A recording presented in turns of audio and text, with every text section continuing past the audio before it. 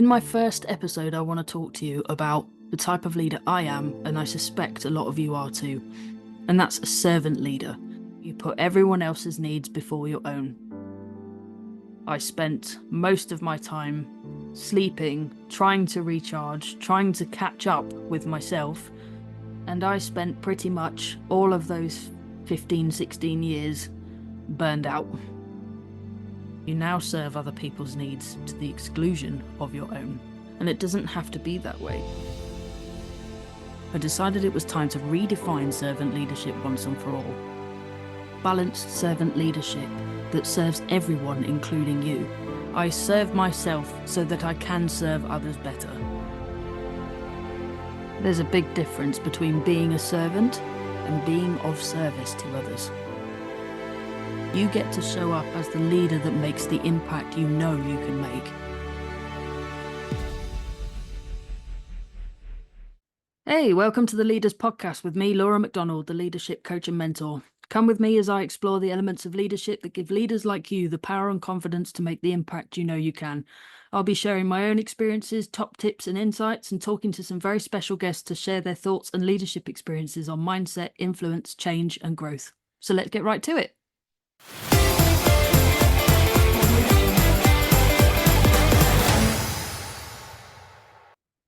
In my first episode, I want to talk to you about the type of leader I am, and I suspect a lot of you are too, and that's a servant leader. Let's get down to the nitty-gritty of what it really is, what it really means to be a servant leader. So, first things first, a servant leader puts other people's needs before their own. For example, if you're the leader of a team, you think about the needs of your team before you think about your own needs. You're likely to support them with their tasks and their goals before you focus on your own.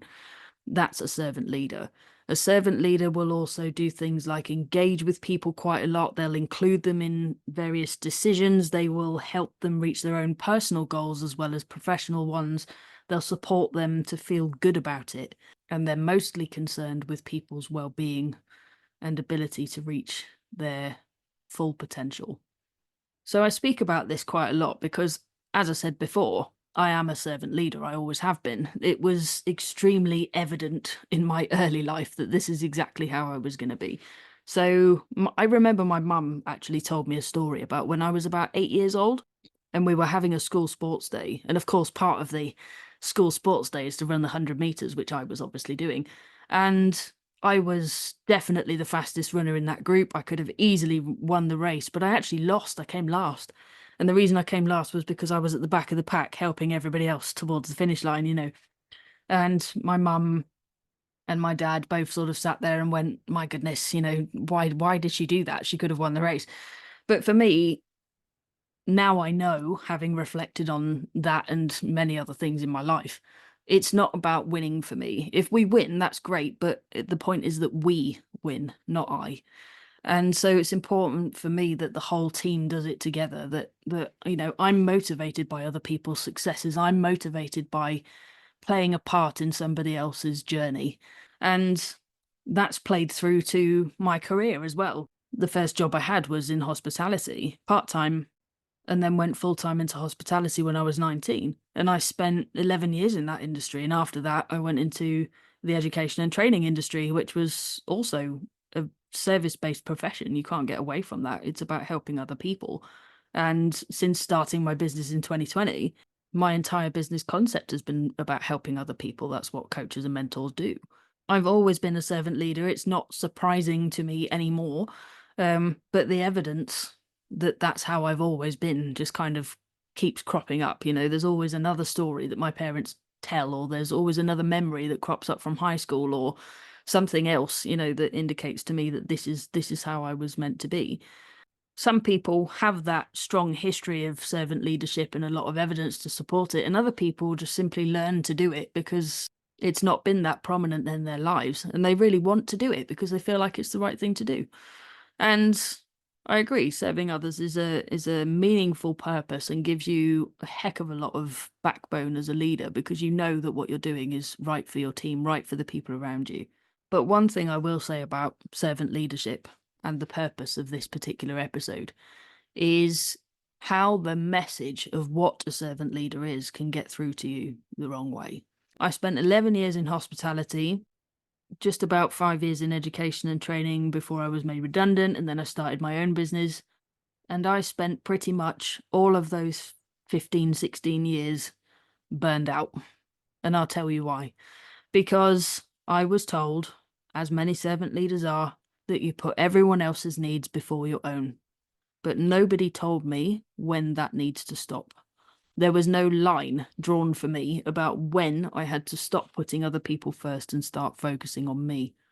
A lot of research has gone into burnout in the last few years, and one of the interesting things they've discovered is that people who are burned out will show signs of being addicted to work. And that's exactly what I was. There was barely a night when I was back in the pubs that I wouldn't be in the pub on my night off, checking the kitchen was up to scratch, checking if anybody needed help wrapping cutlery, checking if there was anything else that I could do. Even in education and training, where the contract actually said Monday to Friday, 9 to 5, it was very rare that I'd put my laptop down at 5 o'clock. It was extremely difficult for me to do that. It was, I went to bed thinking about work. It was just endless. I couldn't get away from it. My career was my entire world. And most of the friends that I've got in my life now came from those two industries. When you have that kind of setup, ultimately, your friends understand that you don't necessarily see them on your day off on the weekend because you don't have a day off on the weekend, but you're working with these people as well, so you get to spend a lot of time with them anyway, and your whole world becomes about work. It's very, very easy to do that. So as I said, I got made redundant from education and training back in 2020 due to the pandemic, but before that I'd had 5 months of furlough. That's 5 months of sitting at home, not being able to do anything, not being able to go back to work, barely being able to go out and see everyone because of all the lockdowns. So there was very little in my world. But in truth, it actually didn't matter that much. I was left sat at home with nothing to do, and I suddenly realised how exhausted I was. And for the first, I'd say at least 8 weeks that I was sat at home, I spent most of my time sleeping, trying to recharge, trying to catch up with myself, trying to get myself somewhat physically fit again, and trying to better my mental health and well-being.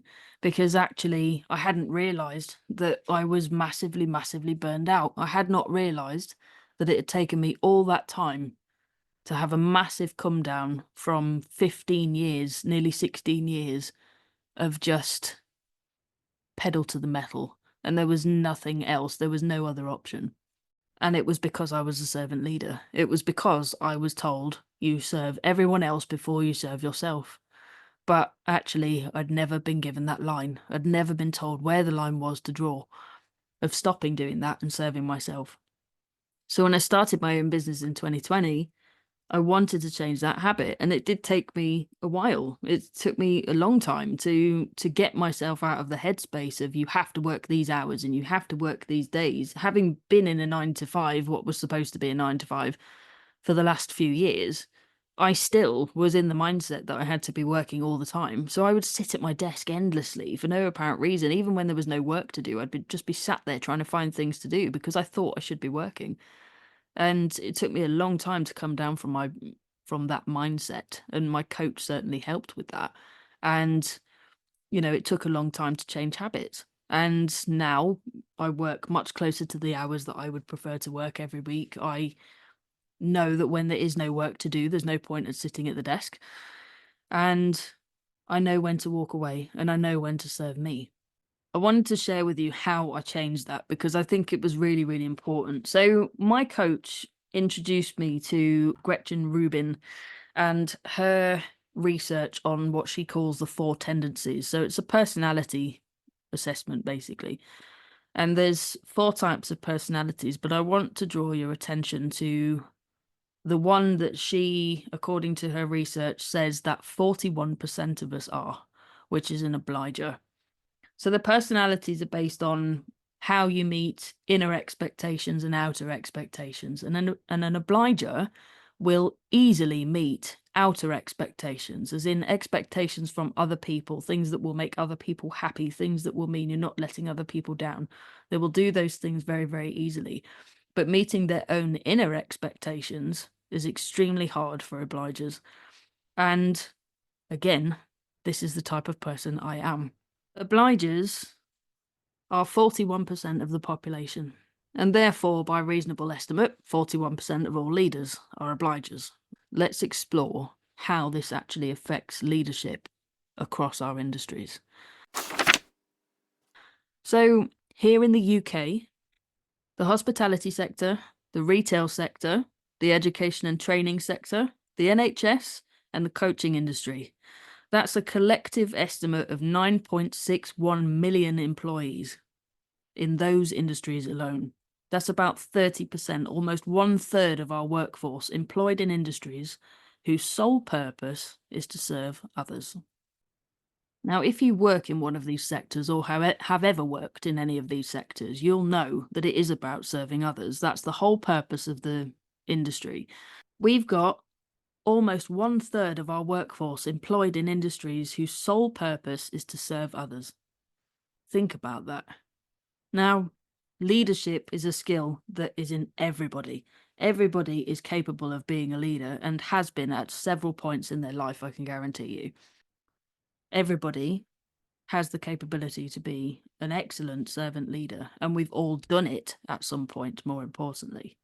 But if servant leadership tells you that you have to put everybody else's needs before your own, and 41% of us are obligers, there's a very, very good chance that what happened to me is likely to happen or has happened already to you. And that is that you no longer serve other people's needs before your own. You now serve other people's needs to the exclusion of your own. The worst part of this is it leads to badges of honor. The good old badges of honor. No one wants to feel tired. No one wants to feel hungry. No one wants to feel unhealthy, unfit. No one wants to feel like they've had no space for themselves. Nobody wants to feel like they haven't drunk anything that day and that they're okay with that. No one wants to feel like that. These are all basic, fundamental needs that we as human beings need to physically live. So we can't go without them. And yet we've convinced ourselves that badges of honor are something that we all want at some stage or another. And that's what happens to servant leaders who are also obligers. They very quickly start excluding their own needs altogether. And when they start going without things like sleep, water, food, etc., you start then declaring it as a badge of honor. And I know this because I did it. I know this because I was the person that said, oh yeah, I've only had 3 hours sleep last night. But it's not healthy. It's not good for us. It doesn't work. And at the end of the day, you can't survive without those things. But because you don't know how to change it, you've got no idea that it needs fixing. You just accept that this is the reality of the world and this is who you are as a servant leader. And it doesn't have to be that way. The ultimate message that all servant leaders need to get is take care of yourself so you can take care of others. Because you can't take care of others if you can't take care of yourself. You can't. There will be a ceiling on how far you can go with someone when you can't take care of yourself. And that ceiling is massively lowered when you start including badges of honor. I started doing real work on myself and started figuring out all the things that I'd been neglecting about myself for years. All the ways in which I could have led better simply by taking care of myself. Not first, but just taking care of myself.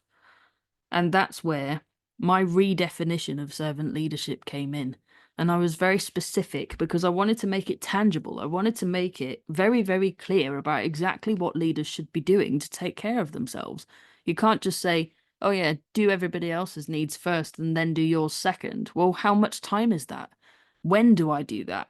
How much do I need to prioritize my own needs? Like, what's the balance? Is it 50-50 or is it, an hour a week or what is it? How long should I spend taking care of myself? And actually, I discovered that the best thing was the 80-20 rule. The 80-20 rule states that 80% of outcomes come from 20% causes or effort.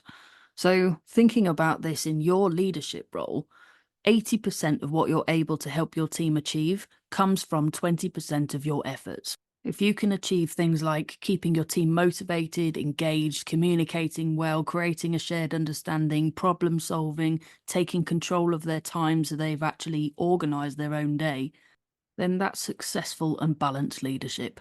The only way to maintain that is to focus your 20% effort on you.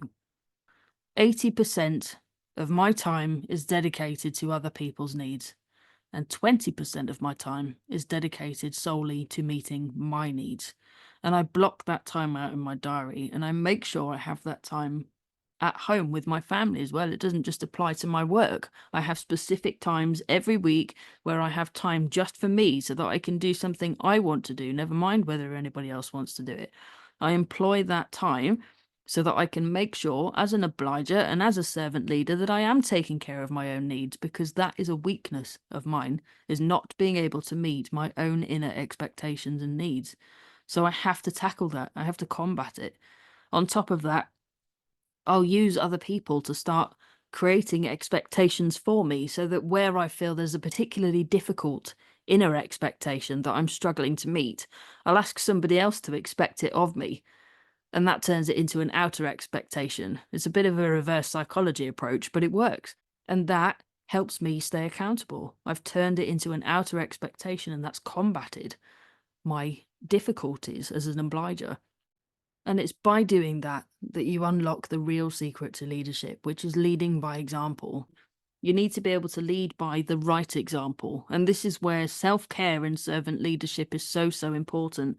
By you recognizing that you have to leave work on time, by recognizing that you have to take your breaks and eat something on those breaks, by recognizing that you need to drink more than caffeine every day, that you can start taking real care of yourself and, by extension, care of your team. I have no problem with leaders being the last ones out the door. You should just go out of that door on time. If you finish your working day at 5 o'clock, or you're supposed to, by all means, make sure you are the last person out the door at 5 o'clock. At 4:45, you can start herding your team towards the front door and saying, well, I'm leaving at 5 and I'm going to be the last one out of this building, so leave. And encourage everybody to leave on time. Lead by the right example, but it starts by taking care of yourself and recognizing what you need, because whatever you need is exactly what your team needs. They're not two completely different things. Those basic needs of food, water, sleep, exercise, mental well-being all need to come first before anything else. So you, as the servant leader, need to serve your team by serving yourself. You have to dedicate 20% of your time to serving yourself so that you can spend 80% of your time serving other people. So once I realized all of this and started putting it into practice, my life became so much easier. Like I said, this doesn't just apply to my work life, it applies to my family life too. When you have kids, when you have a partner, when you have hobbies that you want to do, when you have other things in your life that you want to pay attention to, you ultimately need to manage your time to balance it really, really well, to make sure that you've still got space, that you still have a day off every now and again, that you have some time to go and do what you want to do. And in work, this is a massive, massive benefit to you and to your team. The way that you're able to show up for your team, and at home, the way you're able to show up for your family and your friends, is massively affected by how much space you give yourself. For me, the difference was night and day. The ability to walk away from work at the end of the day feeling like I've accomplished something, and that, okay, I might still have a lot of stuff on my to-do list, but it's okay, it can wait till another day, was such a change. I felt more energetic because I had my space. I was able to be so much more creative with things that I put out there in my marketing, or the way that I was able to coach other people or support other people in some way. And for my family and friends, I was able to show up energetic and ready to participate. I had the strength and the mental headspace to play with my son. But the biggest change of all was definitely my ability to come into work and clear out all of the stuff I did not need to be doing. That was a huge, huge change. The free space in my diary that I was able to create was unbelievable, because I realised how much more difficult I'd been making my life, how much I'd complicated things that were now simplified, how much more attention I was able to pay to my clients simply because I'd got rid of all these unnecessary to-do lists in my head. For my entire life, I've strived to serve people to the best of my ability. The problem was that my ability was massively capped because of the lack of attention I was paying to my own needs. And most importantly, I've accepted that my energy is different every single day. So many people use phrases like give 100% every day, or give 120% every day, give 150% every day. The fact of the matter is you can only ever give a maximum of 100%, but you can't necessarily do that every day. There are still days where I feel like I've got 50% capacity or 80% capacity, but I just give 100% of what I've got that day. It's not necessarily 100% of me. It's 100% of the energy and headspace that I've got that day. And I'm able to identify that on a daily basis simply because I put 20% of my time in dedicated solely to me. Whether you're an obliger or not, I'd still recommend that you find out how much you meet outer expectations versus inner expectations. Having that knowledge and self-awareness gives you so much more power to be able to control your time and how you spend it.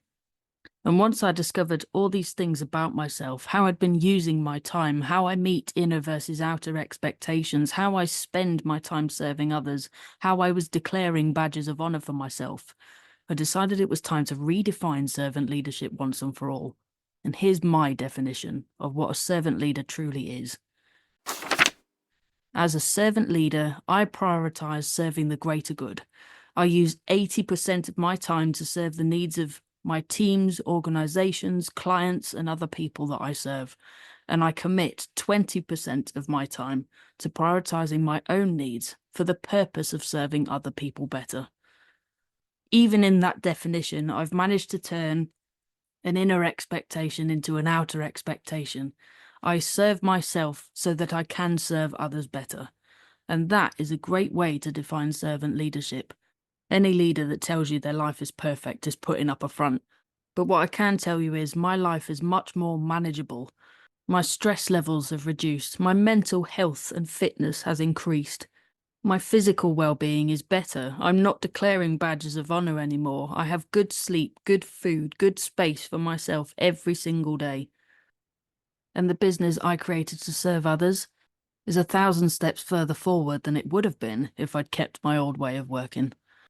There's a big difference between being a servant and being of service to others. And the best way to serve others is to serve yourself. Putting 20% of your time into solely focusing on you means the other 80% of the time you get to show up as the leader that makes the impact you know you can make. And that's the key to balanced servant leadership that serves everyone, including you. Increase your self-awareness by discovering how much you meet outer expectations versus inner expectations. Identify those badges of honor that you carry with you and how they're really affecting you. Consistently plan 20% of your time to be solely focused on your needs and priorities, to get rid of those badges of honor, but most importantly, to have dedicated time to meet whatever it is you need. Build that repeatable structure that supports you so you can support your team well, and lead by the right example that they will want to follow. Spend those few minutes every day identifying how much energy you've really got so that you can put 100% of what you've got rather than 100% into every day. And anytime you find yourself backtracking, stepping back from your own needs, thinking that they can wait and moving towards serving others directly again, just remind yourself that 20% is to serve you so you can serve others better. Until next time, everyone.